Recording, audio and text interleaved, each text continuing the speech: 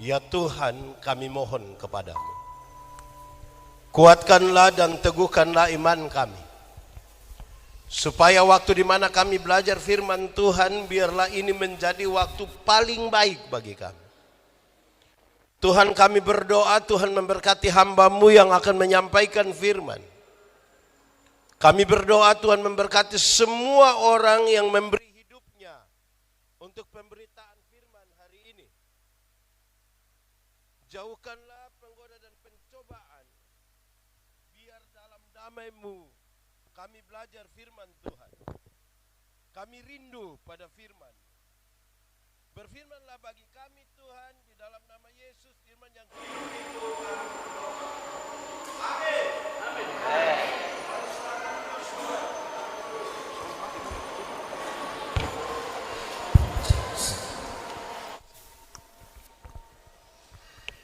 Cek. Sudah. Bapak Ibu Saudara-saudara, pembacaan Alkitab untuk kita hari ini terambil dari Injil Matius pasal 1 ayat 18 sampai ayat yang ke-25. Injil Matius pasal 1 ayat 18 sampai ayat yang ke-25. Kelahiran Yesus Kristus. Kelahiran Yesus Kristus adalah seperti berikut.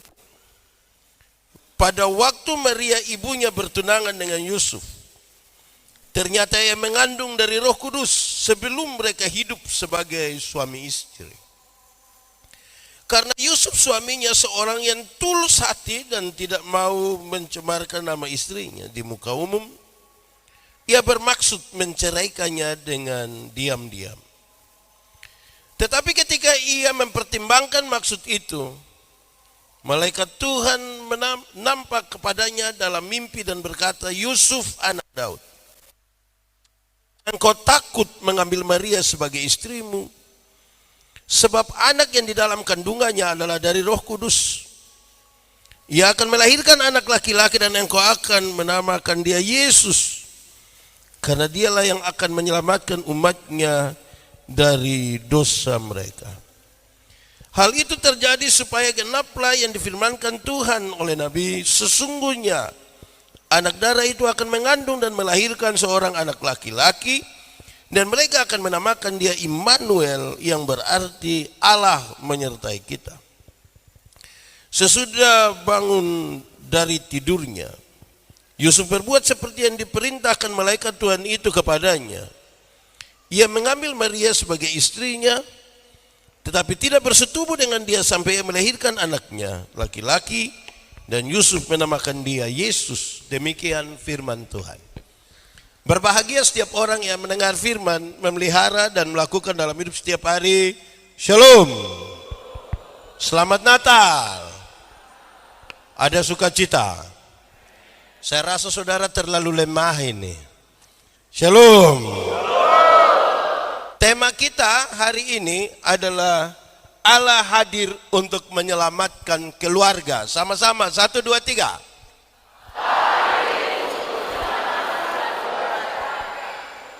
Tema ini ditetapkan oleh karena pertimbangan apakah memang keluarga-keluarga itu ada bahagia atau tidak. Yang baik itu berasal dari keluarga, yang tidak baik juga datang dari keluarga. Saya mau tanya, di Nabire, di Papua Tengah ini keluarga ada baik-baik saja? Suami istri aman? Kakak adik aman? Ipar-ipar aman? Semakin turun itu jawaban, itu tanda tidak aman itu. Yang biasa bikin kacau itu karena di rumah itu tidak aman. Yang biasa ribut-ribut itu karena di rumah itu tidak aman.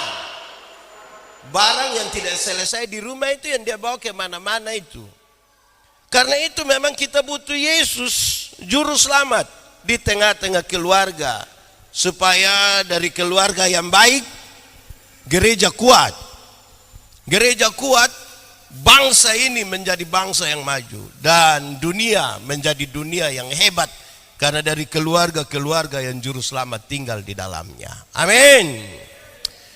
Saudara-saudara, ada satu ibu tanya teman-temannya bilang begini, kawan, Adakah ramuan yang bisa bikin keluarga itu aman-aman, tidak bertengkar, tidak Teman-teman bilang, kenapa kau tanya begitu? Saya punya keluarga ini tiap hari bertengkar, tiap hari berkelahi. Teman-teman bilang, coba kau pergi dekat hutan, ada satu guru bijaksana di sana.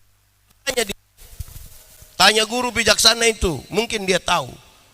Ibu ini pergi, Bapak Guru, adakah ramuan yang bisa bikin keluarga itu tidak bertengkar?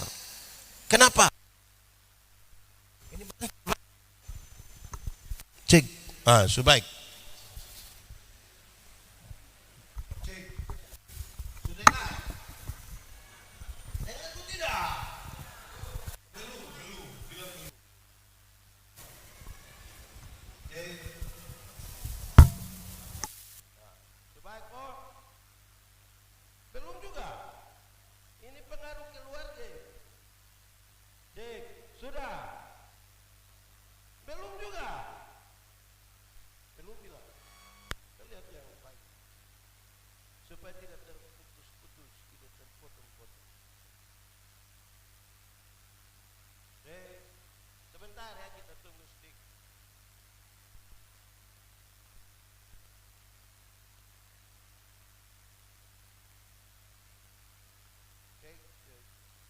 Sudahkah?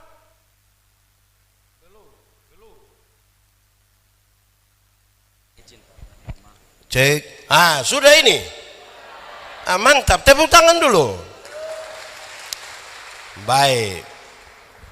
Ibu ini tanya, Bapak Guru, ada ramuan yang bisa bikin keluarga baik-baik, tidak bertengkar? Bapak Guru bilang, kenapa ibu tanya begitu? Sapu rumah tangga ini tiap hari bertengkar, seperti neraka saja sapu rumah ini. Bapak Guru bilang, ada. Tapi dia punya bahan ini agak susah, kecuali kalau ibu bilang ibu bisa cari. Ibu bilang, apa itu? Ini ramuan ini terdiri dari 3 helai kumis harimau. Berapa helai? Ini ibu bilang, Guru, untuk sapu keluarga pun baik ini saya cari. Dia bawa daging ke hutan. Harimau datang, dia kasih tenggal itu daging, dia bangun lari. Tiap hari dia coba dekat, sampai satu hari harimau ambil daging di ini ibu pun tangan. Waktu harimau ambil, ini ibu bilang begini, harimau, kasih saya lupung kumis 3. Harimau bilang, ambil cepat. Ini ibu ambil ini kumis. Dia lari kepada guru ini. Dia bilang, Guru, saya sudah dapat ini kumis harimau ini. Kau dapat bagaimana? Coba cerita. Dia cerita bagaimana susahnya dia dapat ini 3 kumis harimau. Setelah dia cerita, guru bilang, coba kasih itu 3 kumis, coba. Waktu ibu ini kasih, guru ini kucak-kucak begini, terus dia buang di dalam api. Marah ini ibu. Bapak Guru, kenapa buang ini kumis begini? Saya cari susah ini. Enak saja Bapak buang begitu, tidak hargai sapu kerja ini. Ini Bapak Guru bilang begini, Ibu, saya heran dengan ibu ini. Harimau yang begitu jahat saja ibu bisa pelan-pelan cabut dia kumis 3. Sementara untuk cari tahu suami pun baik itu ibu datang tanya di saya. Lebih baik ibu kawin dengan harimau saja. Ibu tiap hari sama-sama dengan suami, sama-sama dengan keluarga ini, baru suami pun baik ibu tanya di orang lain itu. Ini ibu yang bermasalah ini. Baik. Itu mengantar kita untuk meyakini sesuatu bahwa di setiap keluarga itu pasti ada masalah. Amin. Bahkan keluarga hamba Tuhan sekalipun, bahkan orang-orang yang dipilih seperti Yusuf dan Maria sekalipun, pasti ada masalah. Tetapi masalah bukan masalah, cara mengatasi masalah yang biasanya jadi masalah. Perjalanan Yusuf dan Maria dari Bethlehem, dari Nazaret ke Bethlehem, adalah sebuah perjalanan Karena ketaatan kepada perintah dari pemerintah. Kaisar Agustus mengeluarkan perintah untuk mendaftarkan semua orang. Taat kepada pemerintah inilah mereka berjalan. Sekaligus adalah sebuah ketaatan kepada apa yang Tuhan mau atas mereka. Pemerintah mencatat supaya kepentingan dua. Satu, bayar pajak. Yang kedua, ada kemungkinan mereka akan jadi wajib militer. Mereka mesti cek ini kekuatan ini seperti apa. Kalau suatu saat ada musuh yang harus dilawan. Dalam perjalanan ini, sekaligus mereka belajar untuk taat. Tapi dimulai dari sebuah kisah yang tidak gampang. Kenapa? Yusuf dan Maria baru bertunangan. Pada tradisi mereka, bertunangan itu yang laki-laki sudah datang dengan keluarga. Sudah sepakat, ini sah. Tapi belum boleh tidur sama-sama. Belum boleh. Yang laki-laki pulang dulu ke kampungnya, mempersiapkan segala sesuatu, biasanya 1 tahun. Nanti baru dia datang jemput mempelai perempuan. Tidak dikasih tahu tanggal berapa, tapi biasanya pada waktu malam. Mempelai perempuan punya tugas adalah menanti tanpa melakukan sedikit pun kesalahan. Yang menarik adalah di masa penantian itu tiba-tiba Maria hamil. Tidak gampang bagi seorang laki-laki untuk menerima seorang perempuan yang hamil, bukan dari darah dagingnya sendiri. Tidak gampang. Rupa-rupanya ini hal yang ketika Maria sampaikan, kalau kita dramatisir sedikit, saya mau tanya saudara, saudara punya anak itu, ada pacaran dengan satu nona ini, rencana mau nikah tahun depan, tiba-tiba itu nona hamil. Dia datang kasih tahu yang bapak pendeta, mam pendeta, kita pun anak nona ini hamil. Bapak dan mama langsung terima. Hamil dengan siapa? Dia kasih tahu, ini hamil dari Roh Kudus. Woy, berarti itu kita mau jawab bagaimana? Tapi orang baik itu tetap orang baik.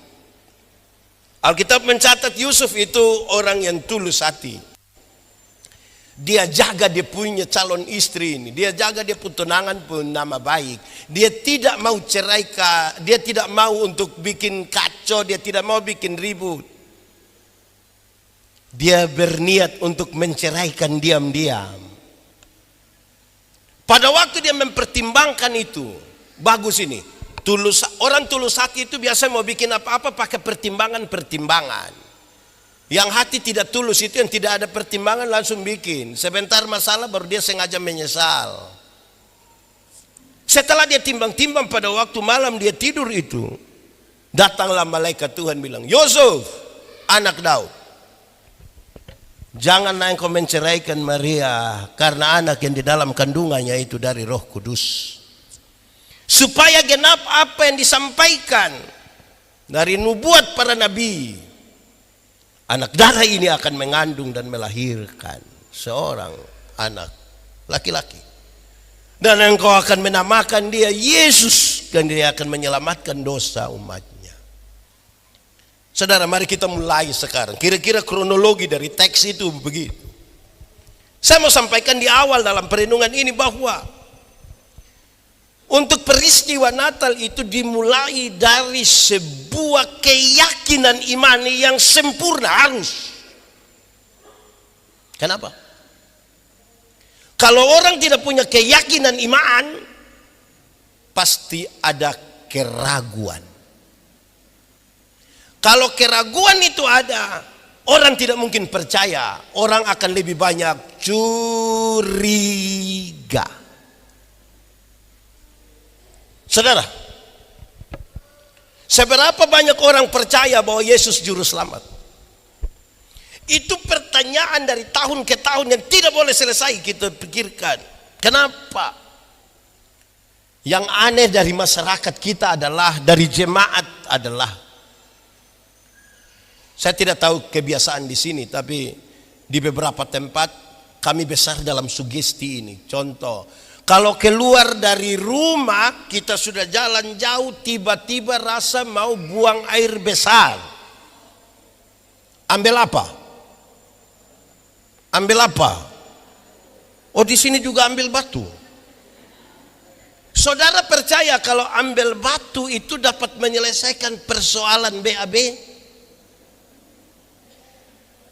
Satu.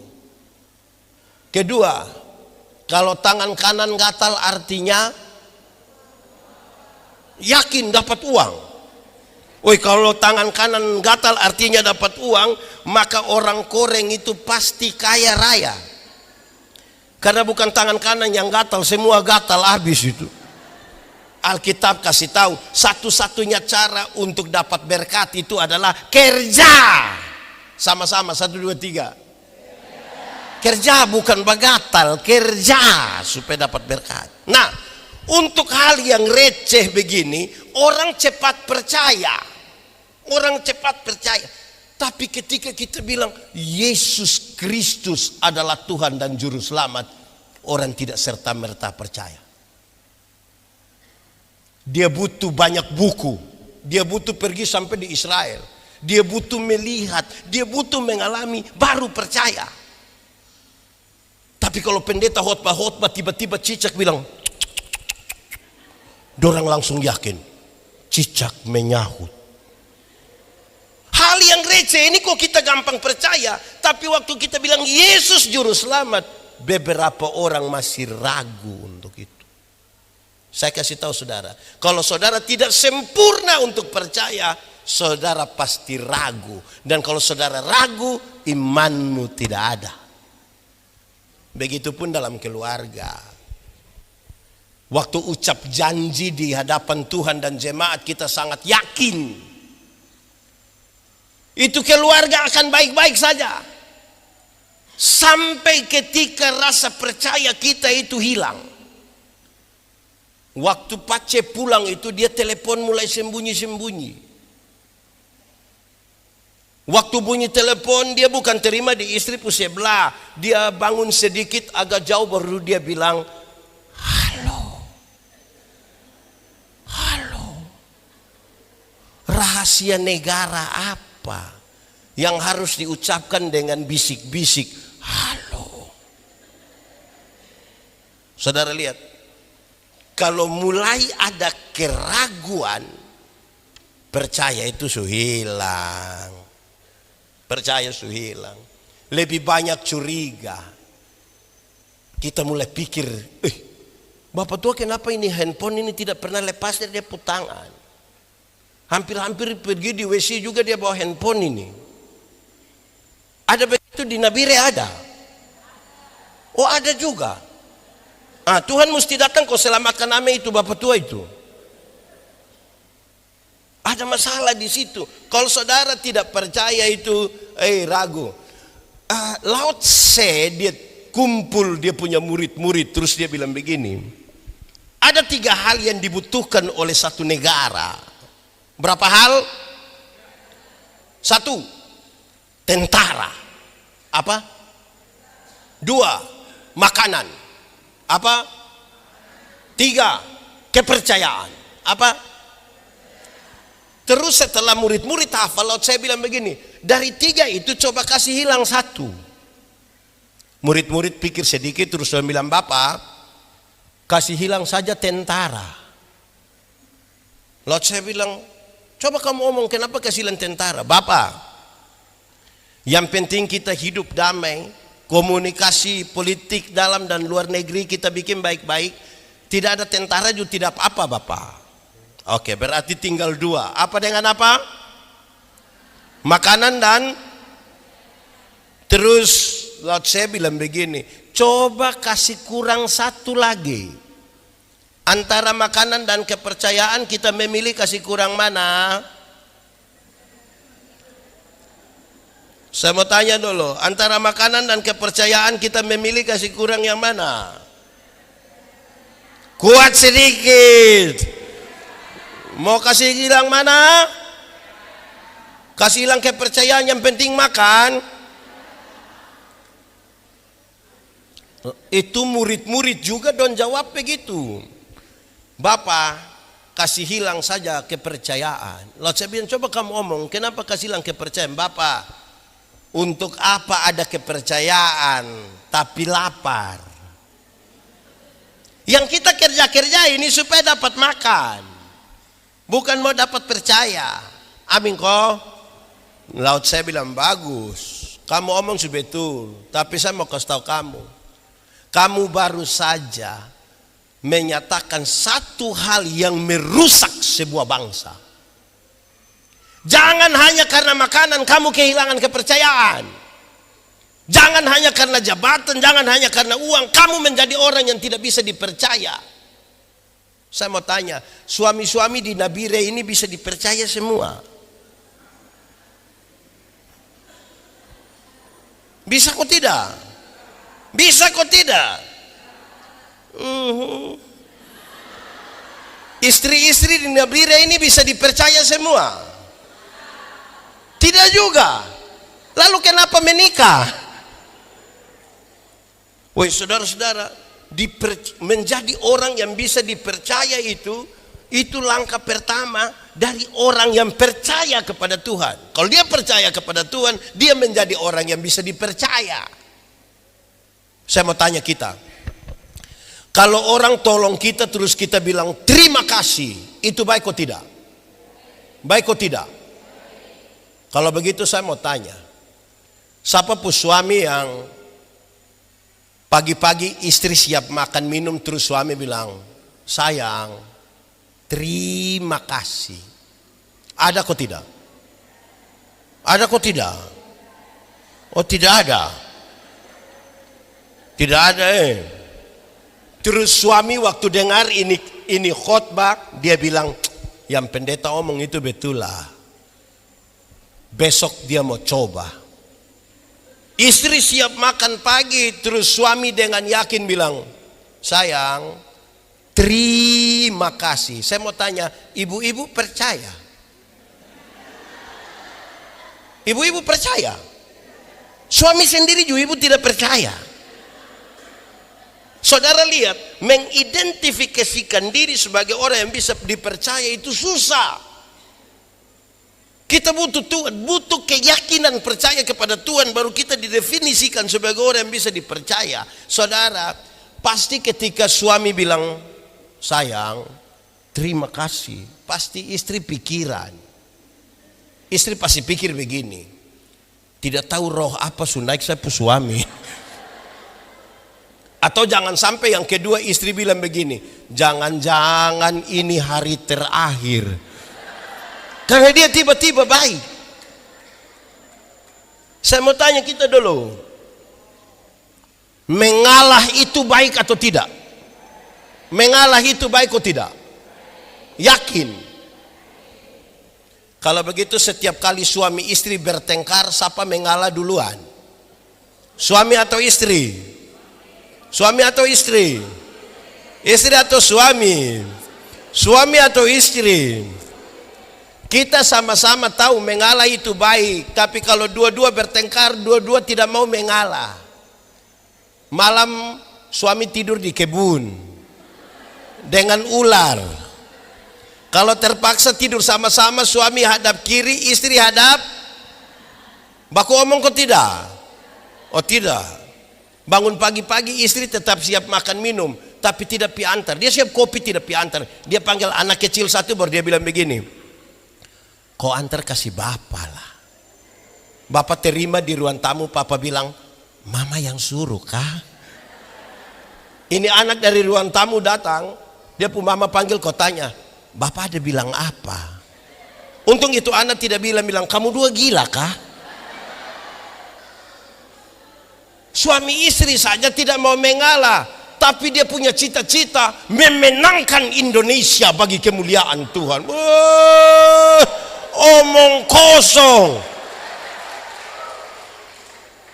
Suami istri yang kita sama-sama bicara cinta hidup bertahun-tahun, mengalah saja tidak mau, tapi cita-cita memenangkan jiwa bagi Tuhan. Omongko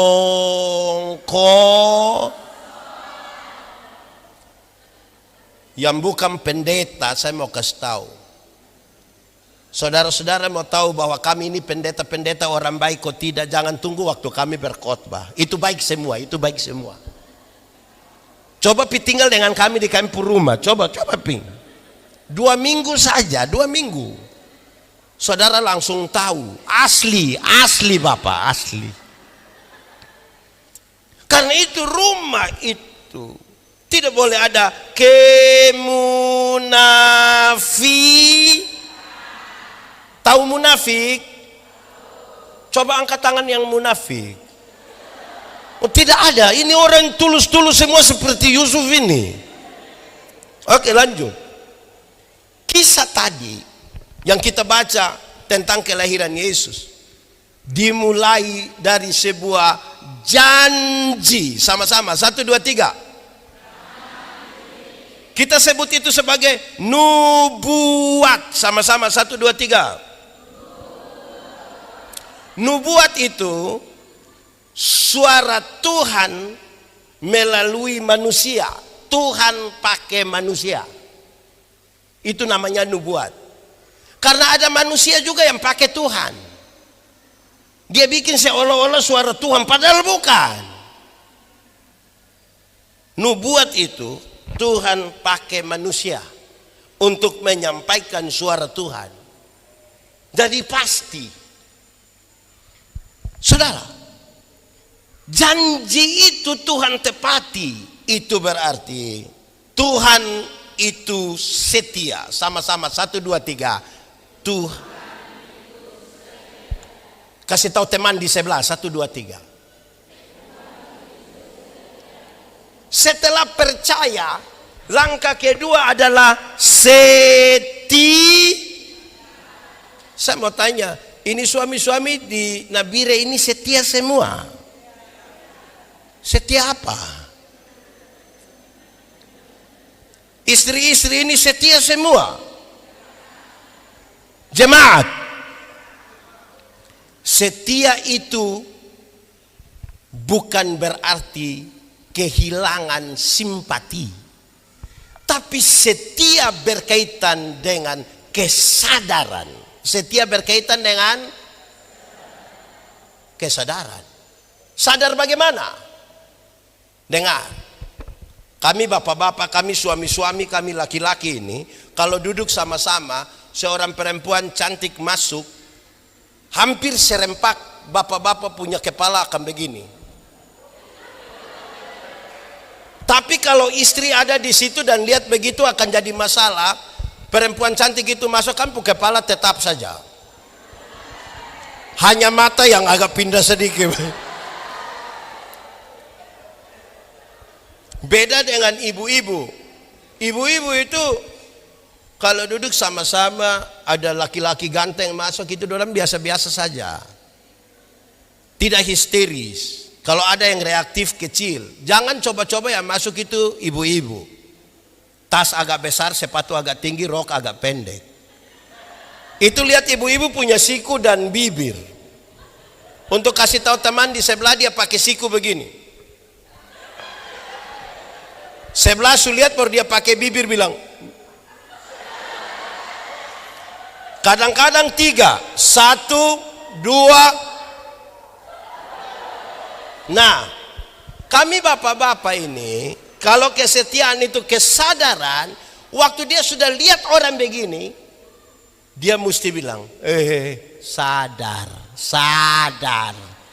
ada istri. Kesetiaan itu kesadaran. Amin kok. Setiap kali dia mau bikin apa-apa, sadar. 1, 2, 3. Sadar. Amin kok. Suami-suami di sini sadar semua. Istri-istri juga sadar. Ini ada satu istri dia bilang pada dia suami, dia bilang, "Bapak, Bapak ini sudah berubah. Bapak sudah tidak seperti yang dulu lagi. Bapak sudah lain ini. Dia pun suami bilang, saya lain bagaimana? Coba mama bilang. Bapak ini dulu sedikit-sedikit sudah ajak mama makan bakso. Dulu sedikit-sedikit Bapak sudah ajak mama beli pakaian. Dulu sedikit-sedikit Papa datang, Papa bilang tutup mata, tutup mata. Wah.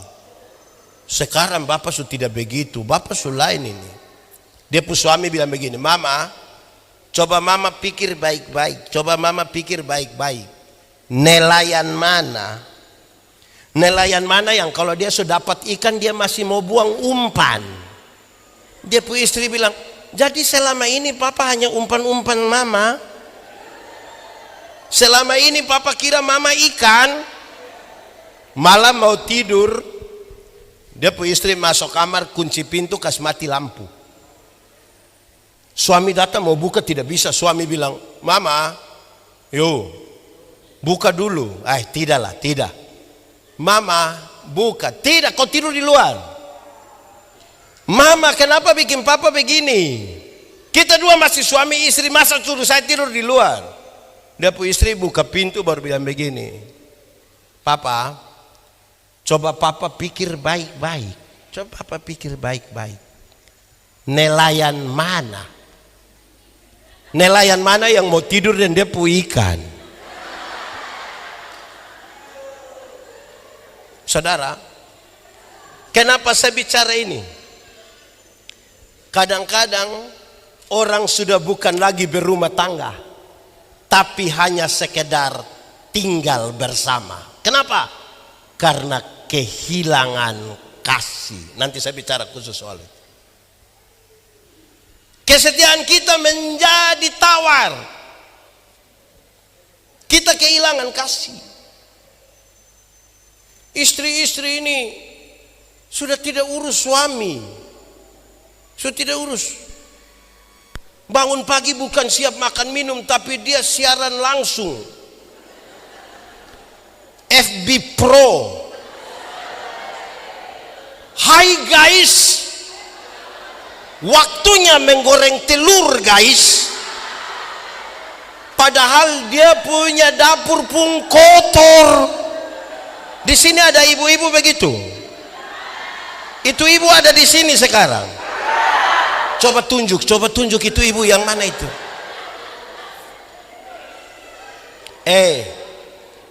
Anak muda yang tadi penyanyi-penyanyi itu, yang pesperawi, yang pesperani, anak muda, kamu jangan buru-buru menikah lah, jangan buru-buru. Jodoh itu akan datang dengan sendirinya. Itu pun kalau dia tahu rumah. Kenapa? Dengar, saya mau kasih tahu dua hal. Hal yang pertama, pacaran dan menikah kalau tanpa kesetiaan, ada banyak hal berubah di dalamnya. Ada banyak hal. Contoh. Waktu pacaran, yang laki-laki datang bisa bawa bunga mawar, sembunyi di belakang. Apalagi bulan Februari, apalagi tanggal 14 Februari itu hari apa? Hari pemilihan umum. 14 Februari itu laki-laki datang bisa bawa bunga sembunyi di belakang sambil berlutut dan dia bisa bilang I love you. Itu pacaran. Sudah menikah paling-paling dia pulang dia bawa bunga pepaya. Dia buang di situ, bilang, kau tumis kau makan tadi saya sudah makan dan tamandon di sana. Berubah. Masih pacaran, yang perempuan berani terantuk di batu, yang laki-laki bisa marah batu, dia bisa marah batu. Batu kau bikin sapunya ayam. Pacaran. Sudah menikah, jalan sama-sama mau pergi gereja, yang istri terantuk di batu dia marah. Kau pu mata taruh di mana? Kau buta kah? Waktu masih pacaran, yang perempuan belum jatuh, yang laki-laki sudah tangkap. Kadang-kadang dia minta tolong, non, Jatuh dulu lah, kita mau tangkap. Sudah menikah naik motor sama-sama, tabrak anjing jatuh. Yang laki-laki ambil motor lupa ambil dia pu istri. Yang istri protes, papa kenapa ambil motor tidak ambil saya? Dia bilang, sayang minta maaf. Minta maaf bagaimana? Sayang sulunas tapi motor ini masih kredit ini yang gitu. Tanpa kesetiaan tidak bisa. Pendeta Yandi ini baru menikah 16 tahun. 16 tahun. Saya kira ada banyak orang tua Bapak Pendeta Yance Donsu lebih lama toh. Ada yang mungkin 20-30 tahun. Nikah kami dulu itu beda dengan anak-anak nikah sekarang. Kami nikah dulu itu acara resepsi di rumah itu dia punya dekorasi itu ada laut, ada perahu, ada bebek 2. Kita yang nikah tapi bebek yang taruh di perahu. Ada awan, ada burung satu, ada matahari, itu matahari bisa senyum. Ada tulisan besar, tulis bilang apa? Mohon doa restu. Itu pengantin perempuan punya ini merah semua, ini merah semua ini. Beda dengan anak-anak sekarang nikah. Oh yang nikah sekarang itu di prewed itu mereka pakai baju lain, peneguhan nikah baju lain, malam resepsi baju lain. Wih bagus, dorang apalagi kalau acara di gedung baru masuk MC bilang tamu undangan diharap berdiri, kita sambut raja dan ratu. Wih dorang jalan bagus, tiba-tiba ada waktu di mana dorang berdansa menuju satu stage kecil begitu. Diiringi melodi lagu-lagu mantap, Beautiful in White. Terlalu bagus lah. Tiba-tiba lampu agak redup, yang MC bilang wedding kiss. Yang laki-laki dengan romantis dia cium. Kami yang nikah 16 tahun ke atas lihat begitu tuh kami hanya bilang begini, hari pertama wedding kiss itu hari pertama. 16 tahun kita mau pesentur, ada panas-panas begini loh. Saudara, berubah tanpa kesetiaan, perubahan ini kita tidak bisa terima. Atau yang kedua, nona muda. Di sini tidak ada nona muda. Ini nenek-nenek semua ini. Nona muda, saya mau kasih tahu saudara dengar. Kalau kamu punya calon, kamu sudah ada pacar atau belum? Oh kamu tidak tahu. Kalau kamu pun pacar itu tiap hari dia hanya mabok judi, baru dia bikin status bilang semua akan indah pada waktunya. Itu kau putus sudah. Putus. Jangan terlalu percaya dia punya satu yang ikut sini nih. Jangan, seumur 40 bukan satu saja, semua tidak ada. Mabok judi baru semua akan indah pada waktunya. Itu dia hanya berdoa supaya kita pun bapak mati cepat, supaya dia dapat warisan. Kami tidak tanpa kesetiaan. Nah sekarang Allah hadir ke dunia. Saya ingin fokus di bagian ini untuk menjelaskan hal ini. Allah hadir ke dunia menepati janjinya karena dia bisa dipercaya dan dia setia. Tetapi karena kasihnya yang besar. Sekarang hafal ikut yang pendeta bilang. Kasih ialah kasih ialah kebaikan tidak terpatahkan oleh apapun, tidak akan berubah menjadi kebencian. Saya ulangi, kasih ialah kebaikan tidak terpatahkan oleh apapun, tidak akan berubah menjadi kebencian. Rujukannya bilang begini, Karena begitu besar kasih Allah akan dunia ini. Apakah Tuhan Allah mengasihi dunia? Apakah dunia mengasihi Tuhan Allah? Tidak. Apakah karena dunia tidak mengasihi Tuhan, Tuhan berhenti mengasihi dunia? Apa kemudian Tuhan membenci dunia? Saudara lihat sekarang, kasih tidak terpatahkan. Sama-sama 1, 2, 3. Kasih. Kasih tahu teman di sebelah. 1, 2, 3. Di sini sudah ada rumah tangga yang sudah mau cerai. Di Nabire sini. Atau di sini tidak akan cerai sampai mati. Biasanya halal itu terjadi karena kita kehilangan kasih. Kasih yang tidak terpatahkan itu. Bagaimana menjelaskan? Hukum Taurat itu ada 10. Dari 10 dijabarkan menjadi 613 pasal. Dari 613 pasal masih ada ribuan peraturan hidup setiap hari. Dari ribuan itu Tuhan Yesus simpulkan dia tinggal 2 kalimat. Mengasihi Tuhan dan mengasihi.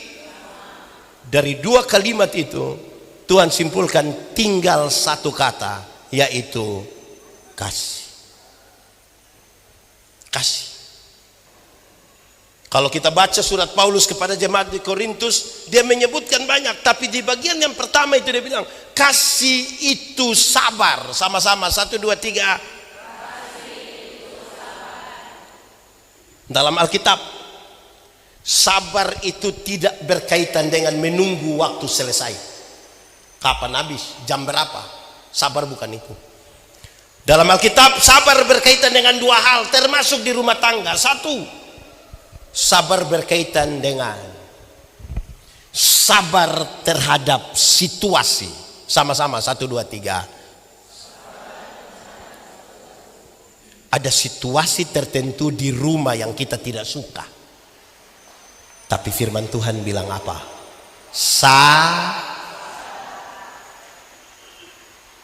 Ada sakit penderitaan yang kita alami, sudah kanker bertahun-tahun, tidak sembuh-sembuh, padahal kita sudah berdoa seperti mau mati rasanya. Tapi firman Tuhan bilang apa? Ada tanggung jawab yang kita sudah tidak kuat. Anak-anak mau sekolah sementara kita sudah tidak ada penghasilan, rasa-rasanya sudah mau mati ini. Padahal tuntutan sekolah sangat tinggi. Firman Tuhan bilang apa? Ada pendeta satu khotbah terlalu lama, kita supaya malas dengar. Coba habis sudah baik. Tapi firman Tuhan bilang, kedua, sabar terhadap orang. Sama-sama 1, 2, 3. Ada orang-orang tertentu dalam hidup ini yang sangat menjengkel. Tapi firman Tuhan bilang, ada ipar-ipar itu terlalu tapi firman Tuhan bilang, ada tetangga-tetangga dekat rumah itu sangat tapi firman Tuhan bilang, ada mertua mama mantu itu sangat tapi firman Tuhan bilang, ada suami-suami sangat, tapi firman Tuhan bilang, ada juga istri sangat, tapi firman Tuhan bilang,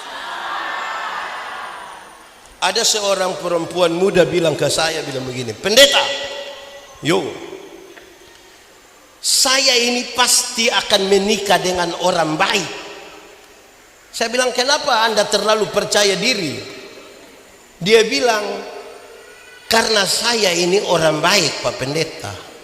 Bahkan saya setiap hari berdoa supaya Tuhan kasih saya orang baik. Terus saya bilang begini, bisa begitu Bisa begitu, Tuhan kasih orang baik. Tapi kadang-kadang Nona, untuk orang baik seperti Nona begini, Tuhan titip orang gila satu, supaya Nona urus dia. Amin. Ada yang so tahu kalau dia pun suami itu gila, firman Tuhan bilang apa? Kalau ada kasih itu begitu. Sekalipun dia firman Tuhan bilang, yang bisa menjawab tentang kasih yang tidak terpatahkan itu adalah ibu-ibu. Siapa? Ibu-ibu. Selagi dia bayangkan, ini anak muka mau ikut siapa ini? Paling-paling hanya begitu. Sekarang anak-anak lahir, bilang kepada kita pun anak-anak di rumah, anak-anak, kamu lahir itu kamu tidak tahu apa-apa, hanya tahu menangis. Anak-anak pun jam tidur, itu orang tua pun jam bangun. Orang tua pun jam tidur, anak-anak pun jam bangun. Banyak orang tua tidak tidur karena dia pun anak. Jam 3 pagi juga masih ada ibu-ibu gendong dia pun anak begini. Betul kok tidak? Dalam keadaan sempoyongan tidak bisa tidur, seringkali ibu-ibu ini dipaksa lagi menjadi penyanyi, bukan penyamun. Makanya seringkali ibu-ibu punya lagu itu tidak bisa dipertanggungjawabkan. Kalau tidak bobo digigit, padahal justru kalau anak bobo itu baru nyamuk gigit. Kalau itu anak ada lari-lari, nyamuk mana mau digigit dia. Tapi sudahlah, jangan persoalan. Anak-anak, kamu lahir itu kamu tidak bisa bicara, tidak bisa bicara. Atau siapa punya anak yang lahir, dia lahir langsung bilang yes. Orang tua itu dengan setia, orang tua dengan setia ajar kamu bicara satu-satu suku kata. Ma, pa. Sudah jadi pemuda begini, ada suka bicara dengan orang tua, ada suka bicara dengan orang tua, lebih suka bicara dengan ibu-ibu. Lihat, lahir tidak tahu omong, orang tua ajar bicara. Sudah dewasa, sudah lancar bicara, tidak suka bicara dengan orang tua, tapi dia bicara dan dia punya teman di HP. Pertanyaan terakhir, kenapa kita mau kasih makan manusia-manusia model begitu? Kenapa? Sama-sama 1, 2, 3, kasih tidak terpatahkan. 1, 2, 3. Padahal kamu punya sikap itu sangat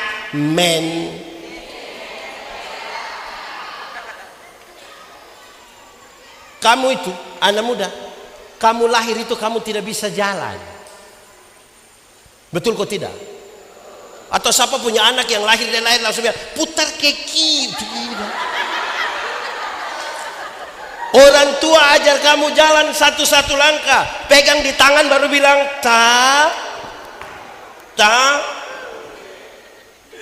sudah dewasa, ada suka jalan dengan orang tua. Dorang ada suka jalan dengan orang tua. Dorang lebih suka jalan dengan tidak tahu jalan. Orang tua ajar jalan, sudah bisa jalan, suka jalan dan teman. Pertanyaan terakhir, kenapa mau kasih makan itu manusia-manusia begitu? Sama-sama 1, 2, 3, kasih tidak terpatah. Tidak terpatah. Orang tua bilang begini, anak, asal kamu mau sekolah tinggi, biar kami orang tua ikat perut. Orang tua sampai omong ikat perut itu bukan berarti dorang mau pakai stagen, tapi dorang utang demi anak-anak dorang. Kamu ada pegang handphone? Ada. Utang itu utang. Ada yang pergi sekolah, pergi gereja, ada bawa motor sendiri, ada. Itu motor utang. Karena orang tua mau baik. Anak-anak, dia lihat itu kasih. Dulu kamu kecil, kamu pilek itu, orang tua tidak pernah pakai tisu. Orang tua ada pakai tisu. Dong bikin bagaimana?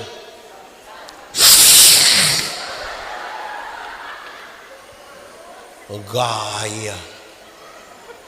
Dulu kamu buang air besar, orang tua tidak pernah pakai sarung tangan. Langsung. Sekarang orang tua ada di rumah sakit, di kursi roda, di tempat tidur. Ada anak kandung yang ada urusnya apa orang tua? Ada. Tidak urus orang tua, tapi tiba-tiba dia sampai langsung tanya, sertifikat? Anak macam ini. Dia tidak pernah urus orang tua, tapi orang tua mati itu dia paling sedih. Menangis. Suruh dia diam, itu omong kosong.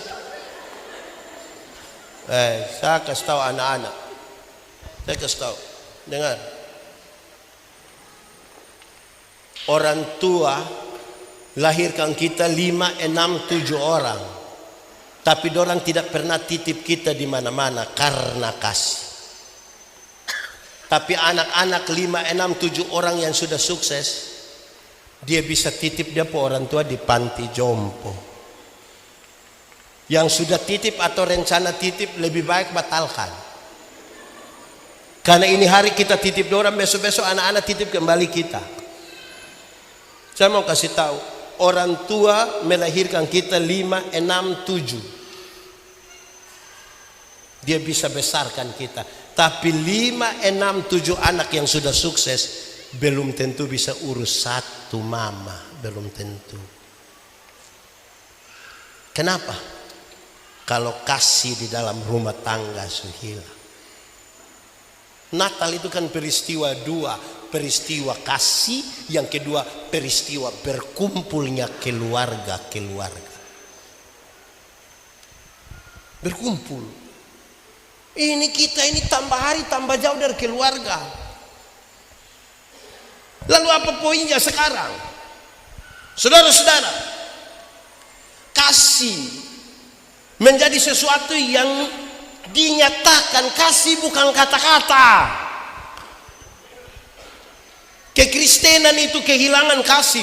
Kita jalan naik motor dari sini di mana begitu, orang celaka, bukan tolong, siaran langsung. Hai guys, ada yang celaka guys, pakai motor metik guys. Dia habis siaran langsung, guys sudah mati, guys sudah meninggal habis. Kasih sudah hilang. Sekarang kita lihat bagaimana pengelolaan. Karena rumah tangga ini kan tiap hari kita sama-sama suami istri. Saudara dengar, satu hari ada satu pak dan ibu ulang tahun pernikahan ke-30. Keberapa? Pendeta mau berdoa. Pendeta bilang, Pak dan Ibu, kita mau berdoa untuk ulang tahun pernikahan ke-30. Ibu mau bicara apa? Dia punya istri bicara sesuatu. Terus pendeta bilang, Bapak bicara sesuatu. Dia tidak mau.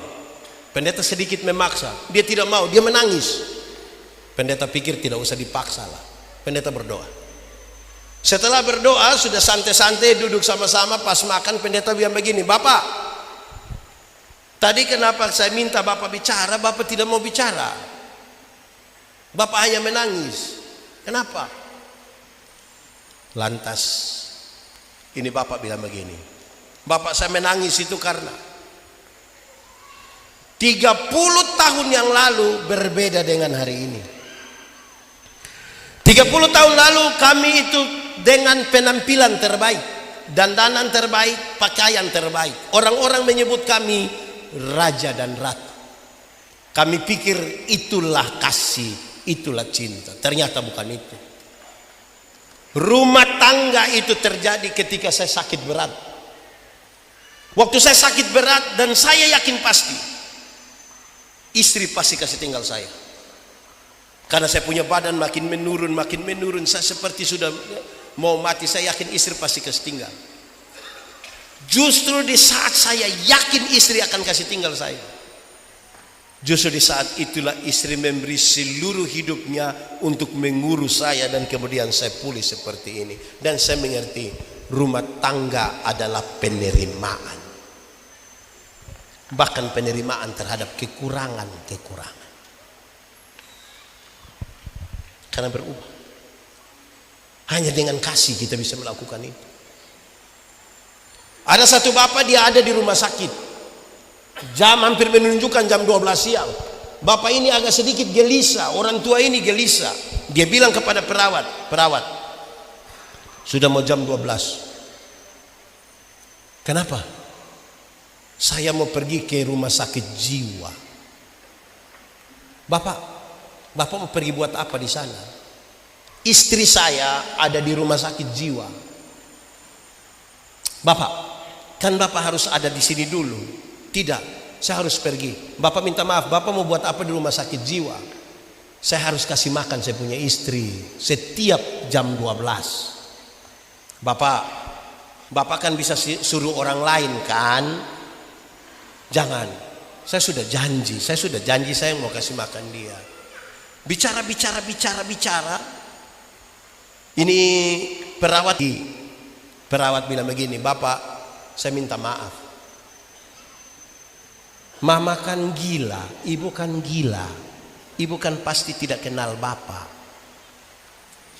Lalu apa kata Bapak ini? Perawat, saya punya istri itu gila. Dia tidak kenal saya. Tapi saya ini tidak gila. Saya kenal dia.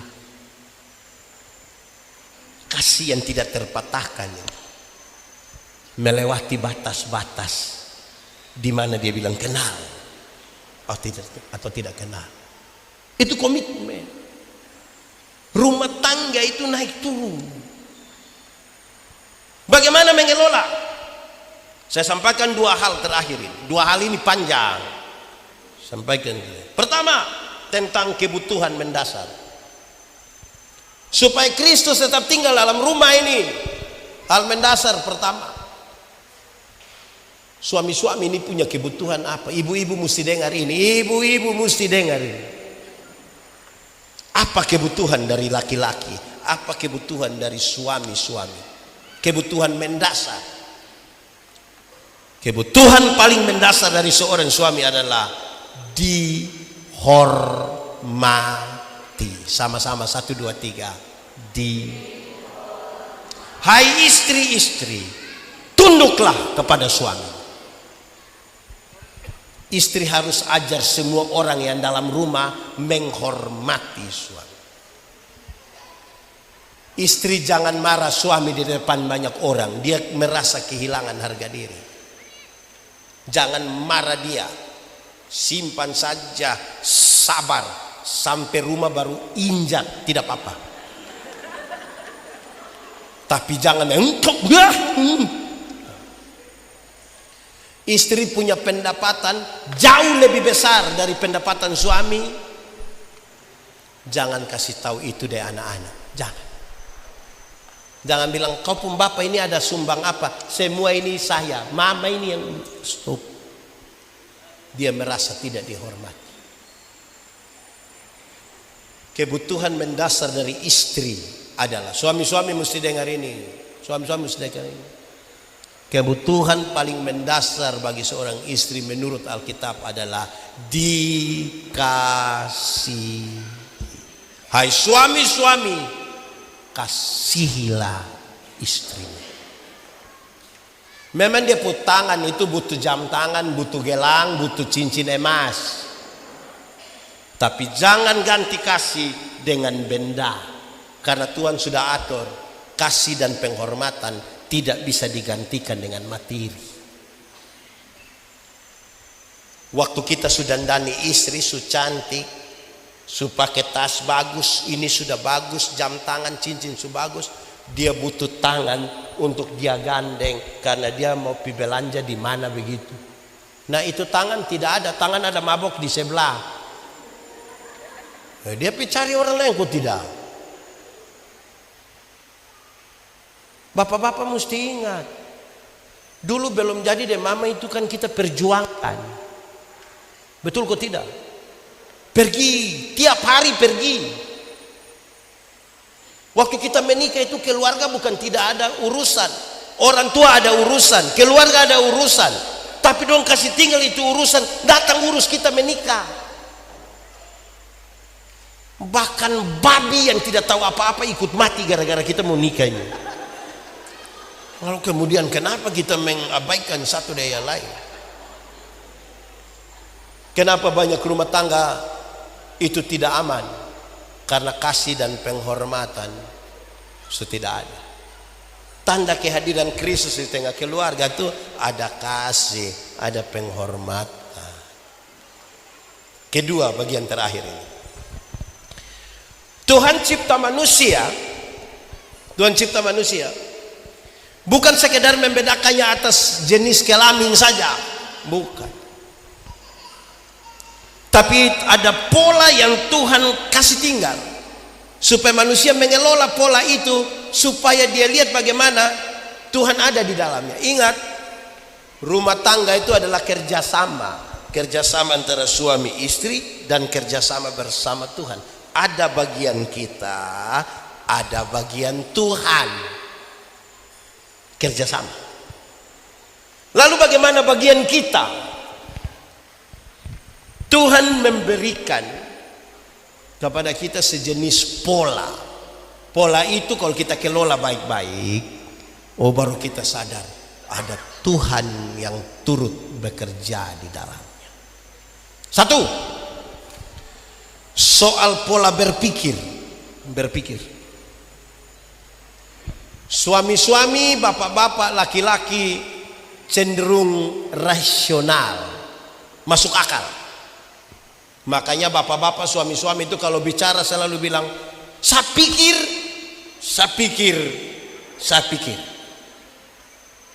Ibu-ibu itu lebih banyak pakai apa? Perasaan. Makanya ibu-ibu, istri-istri itu kalau bicara selalu bilang, saya rasa. Saudara bayangkan kalau nikah 20 tahun, satu hanya saya pikir, satu hanya saya rasa.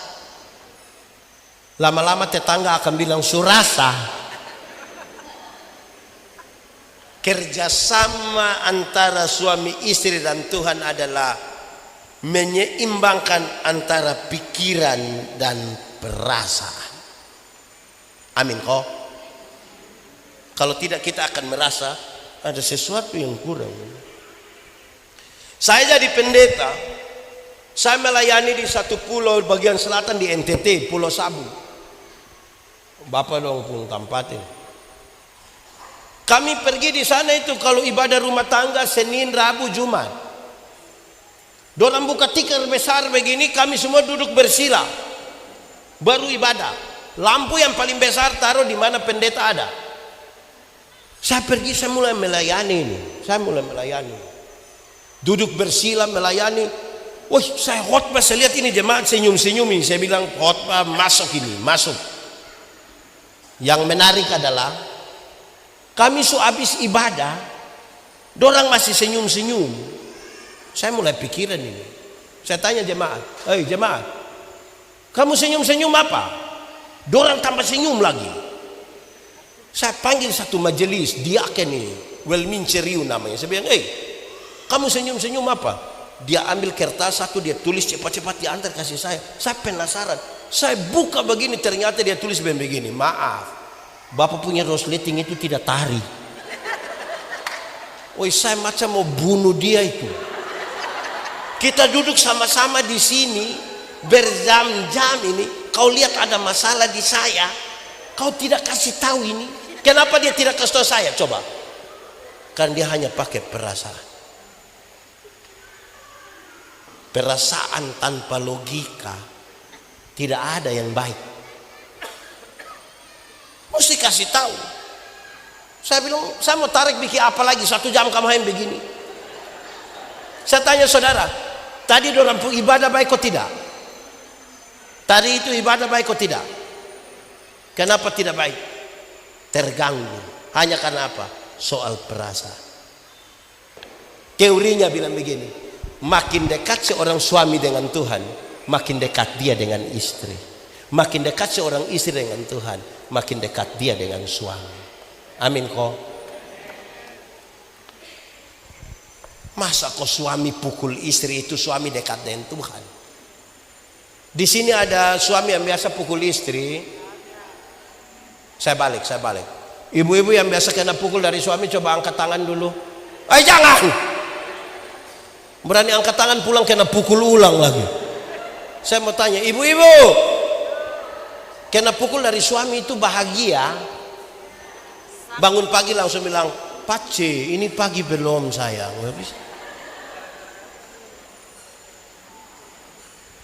Pola satu. Pola kedua, soal pola kerja, pola bekerja. Laki-laki itu cenderung pekerja tunggal. Laki-laki itu pekerja tunggal. Kami bapak-bapak, suami-suami ini hanya pergi ke kantor saja. Tapi kami pulang, kami rasa kami sudah kerja di seluruh dunia dan segala isinya.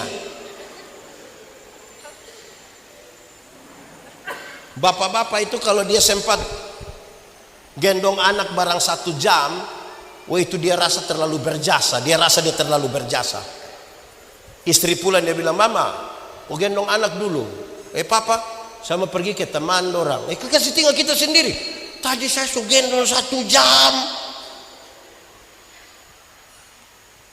Suami-suami itu tamu datang, tamu baru sampai tangga terakhir di emper, baru naik tangga, suami langsung bilang, "Mama, kopi." Padahal kopi tidak ada. Nanti suami pulang, tamu pulang baru dia bilang suami, "Papa, lain kali itu tanya kita dulu, bukan langsung bilang kopi." Papa hanya bilang, "Kok saya beli itu?" Istri bilang, "Iya, yang papa beli itu 6 bulan lalu. Bapak pikir beli sekali untuk seumur hidup kah?" Karena polanya tunggal. Suami istri itu kalau belanja mau bayar beda. Suami itu kalau dia mau bayar, kalau istri yang bayar 53.500. Istri pasti tanya, "Berapa?" 53.500. Dia buka dompet, dia cari 50. "Berapa lagi?" 3.000. Dia cari lagi. Kalau suami yang bayar, dia ambil uang berapa? 100. Karena polanya, bukan dia mau makan puji yang itu kasih, karena pola. Istri-istri itu pekerja jamak, bukan untuk dibandingkan. Ibu-ibu itu bangun pagi bisa langsung masak, bisa langsung setrika, siap anak ke sekolah, siap suami ke kantor, bisa siap langsung makan siang, bisa sambil foto-foto, bisa sambil update status. Mereka kerja di satu waktu yang sama, bukan untuk dibandingkan, tapi untuk dikelola. Istri tidak bilang, "Coba kau jadi saya." Tidak bisa. Pola itu kalau tidak dikelola rusak itu. Ketiga, soal pola bicara. Pola bicara. Laki-laki itu cenderung pendiam. Secerewet-cerewetnya laki-laki, dia masih disebut pendiam. Sebuah penelitian mengatakan, seorang laki-laki satu hari kalau bicara itu kira-kira 7.000 kata. Berapa ribu? Tapi seorang perempuan kalau satu hari bicara minimal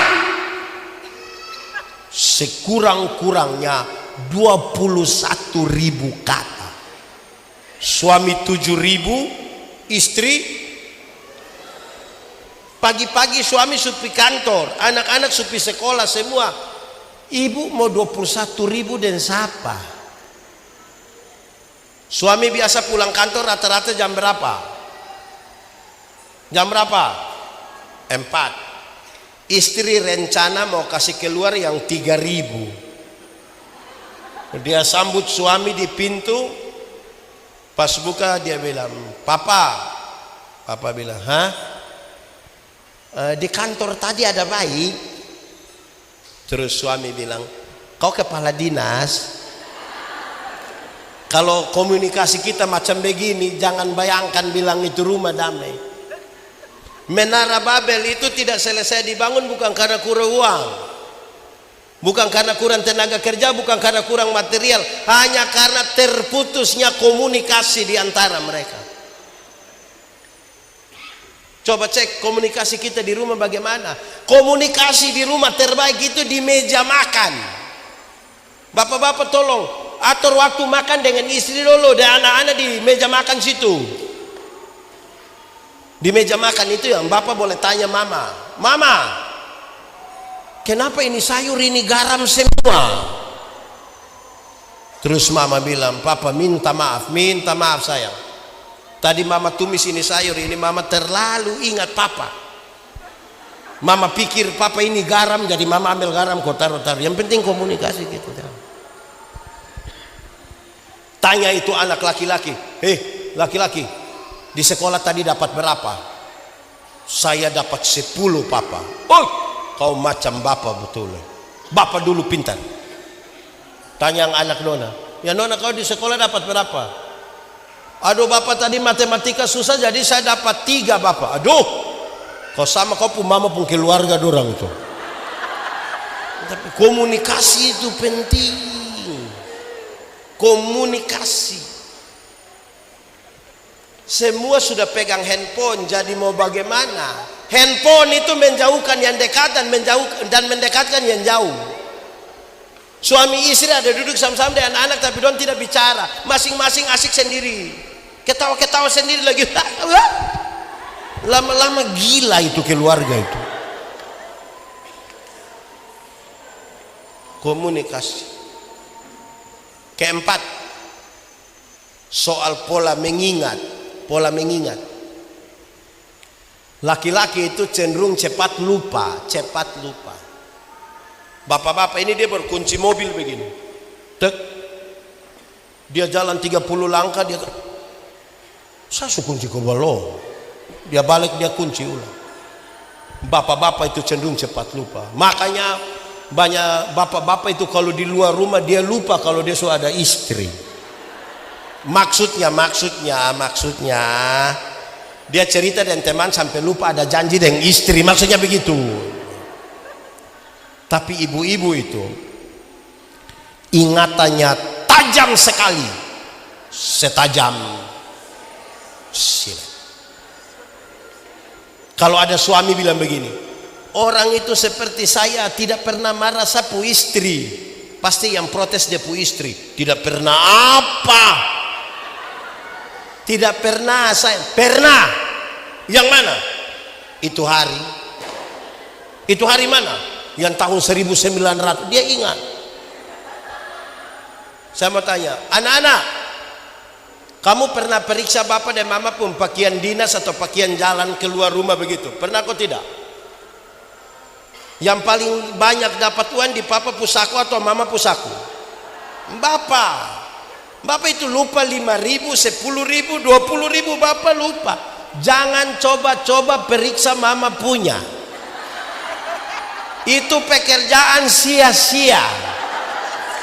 Dalam hal inilah mama seturut dengan Alkitab. Di mana hartamu berada, mama-mama itu dorang pun tupperware saja dong hafal. Dia pun coretan di mana ada tulis apa pun nama, jelas. Bukan untuk dibandingkan, untuk dikelola. Saudara lihat sekarang, kalau Tuhan Yesus itu ada di rumah tangga itu bapak suami istri kalau bertengkar, jangankan Tuhan Yesus,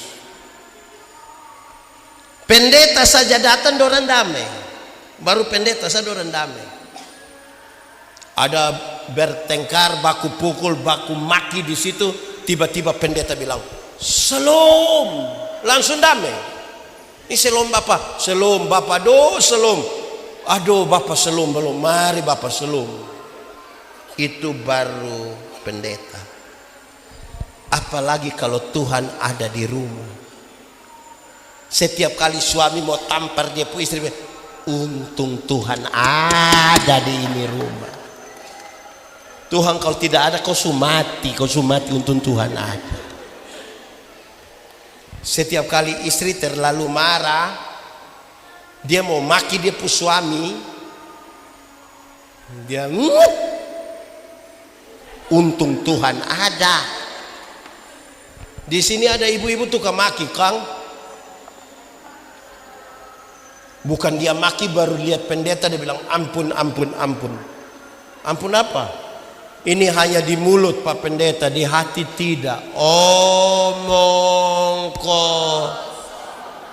Alkitab bilang apa yang keluar dari mulut itu gambaran dari hati. Amin toh? Bapak-bapak, saya mau kasih tahu. Bapak-bapak itu mesti dengar ibu-ibu omong. Karena Tuhan kasih dia itu untuk kasih ingat-ingat kita. Pak Pendeta Yandi ini orang tanya, Pendeta Yandi, yuk, biasa minum kopi? Iya. Kopi hitam. Satu hari berapa gelas? Pagi 1, sore 1. Di rumah. Kalau di luar rumah, lebih dong. Kenapa di luar rumah lebih? Di rumah hanya 2. Saya bilang karena ada istri. Pendeta takut istri, bukan takut. Hargai. Hargai bagaimana? Karena kalau kita minta mama tambah kopi 1, istri cukup. Tadi sudah stop. Itu pendeta takut, bukan takut. Hargai.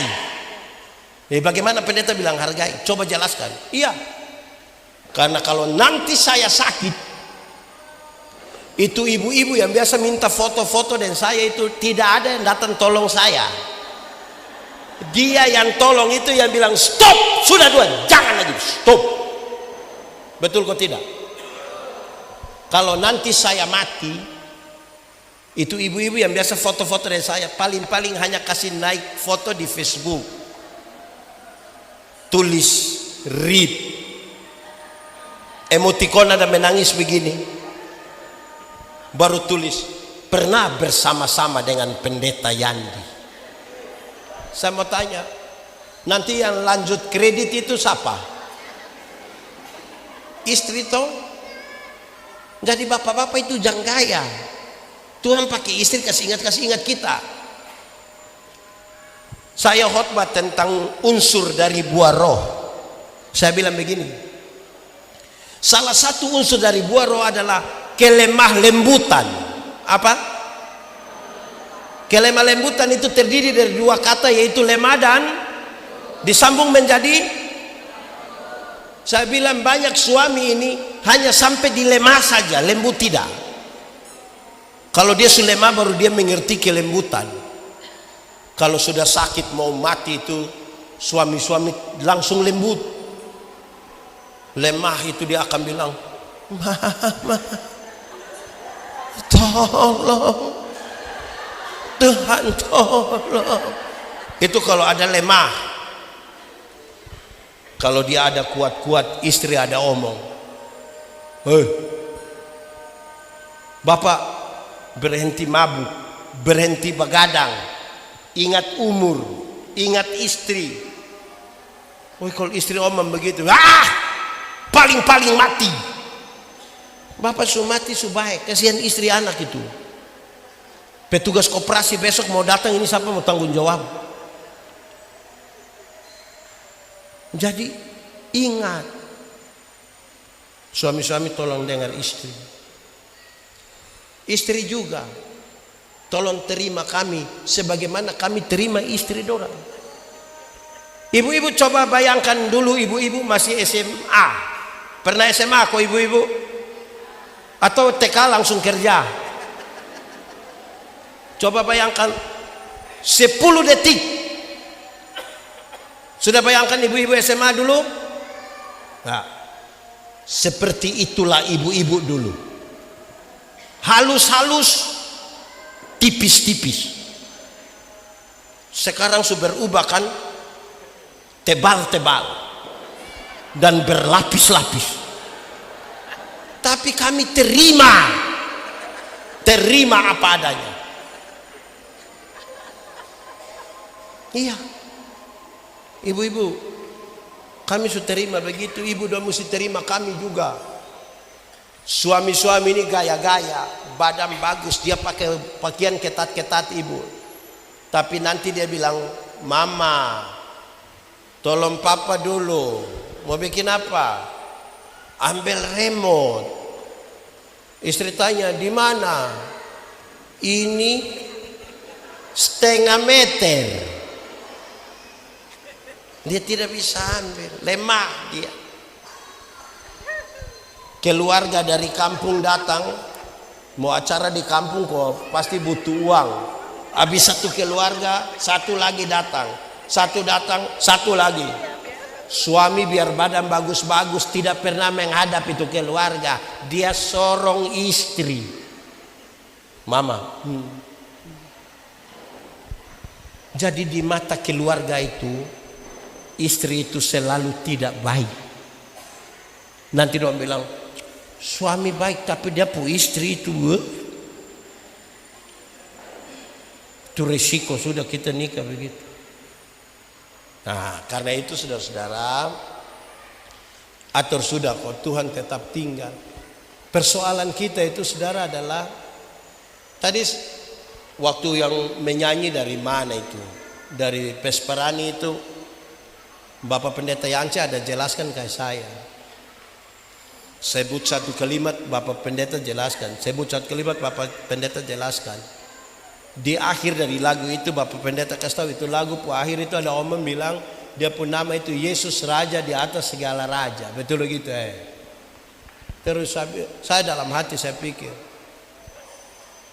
Alkitab selalu menyebut Yesus Kristus Tuhan dan Juru Selamat. Yesus itu adalah nama yang tersembunyi yang kemudian disingkapkan. Dulu semua orang yakin ada Tuhan, tapi Tuhan di mana tidak ada yang tahu. Sampai satu hari Tuhan bertemu dengan Musa untuk membebaskan Israel setelah 430 tahun. Musa bilang begini, Tuhan, kalau saya pergi dan orang bertanya siapa suruh saya, siapa utus saya, nanti saya bilang siapa. Tuhan bilang kasih tahu, aku adalah aku, mengutus aku kepadamu. Dari yang tidak diketahui menjadi aku adalah aku. Dari aku adalah aku, dia kasih lebih jelas lagi. YHWH, Yahweh. Tapi nama ini tidak bisa disebutkan sembarangan. Dari YHWH itu dia lebih jelas lagi. Immanuel. Tapi Immanuel yang mana? Ya saya menjelaskan. Orang menyebut dia penasehat ajaib, Bapa yang kekal, Raja damai, pemerintahan ada di bawahnya. Matius di pembacaan tadi masih menyebut Immanuel, dan di akhir dari pembacaan itu disebutkan dan nama itu adalah Yesus. Mulai dari jauh yang tidak kelihatan sampai dia disebutkan dengan sangat dekat, Yesus, yang kemudian dua lagu ini tersebutkan namanya Yesus. Namanya Yesus, nama Yesus yang, atau yang kedua, oleh karena dia mencari kita, kemudian kita diberi kebebasan menyebutnya ya Aba, Bapa, ini aku itu tentang Yesus, nama yang tersembunyi yang kemudian diungkapkan sebagai gambaran Allah yang datang ke tengah dunia. Tuhan, semua orang tahu Tuhan itu ada dan kita diciptakan oleh Tuhan. Juru selamat, orang tahu bahwa dia berdosa, dia butuh juru selamat. Masalahnya sekarang Kristus. Masalahnya adalah Kristus. Pendeta, kenapa Kristus masalah? Ya, Karena Kristus Raja, Mesias. Apa hubungannya? Dengar. Semua orang bisa mengaku Yesus Raja, tapi tidak semua orang tunduk kepada perintah Raja. Saya ulangi. Semua orang bisa mengaku Yesus Raja, akui Yesus Raja, tapi dia tidak tentu tunduk kepada perintah Sang Raja. Itu masalah kekristenan kita. Tuhan diakui, Tuhan menciptakan. Yesus Allah yang hadir di tengah dunia, juru selamat, penebus. Tapi Kristus banyak orang baru sebutkan dia di bumi. Tidak semua orang tunduk kepada perintah Sang Raja. Saudara bayangkan, kalau dalam rumah semua tunduk pada perintah Raja, Raja di atas segala raja, bukankah itu berarti Kristus tinggal di dalam rumah kita? Mari kita berdoa. Tuhan, terima kasih banyak. Kami bersyukur untuk firman. Kami rindu supaya firman-Mu jadi pelita bagi kaki kami, sekaligus terang bagi jalan kami. Terpujilah nama Tuhan. Di dalam nama Yesus kami berdoa. Amin.